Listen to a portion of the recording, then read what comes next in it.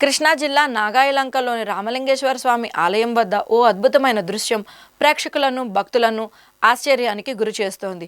ఈ పవిత్ర కార్తీక మాసంలో వందలాది నీటిపాములు ఆలయ సమీపానికి తరలివచ్చి కృష్ణానది ఒడ్డున గుంపులుగా సంచరిస్తున్నాయి.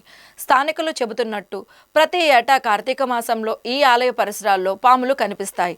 కానీ ఈసారి వాటి సంఖ్య అత్యధికంగా ఉండటం చర్చకు కారణమయ్యింది. భక్తులు దీన్ని శివుడి మహిమగా భావిస్తున్నారు. ఒక భక్తుడు ఇలా తెలిపాడు: ప్రతి కార్తీక మాసంలో స్వామివారిని దర్శించుకోవడానికి ఈ పాములు వస్తాయి. ఈసారి మరింత ఎక్కువగా రావడం శివుడి అనుగ్రహానికి నిదర్శనం. ఈ అద్భుత దృశ్యాలను చూడడానికి చుట్టుపక్కల గ్రామాల ప్రజలు ఆలయానికి తరలి వస్తున్నారు.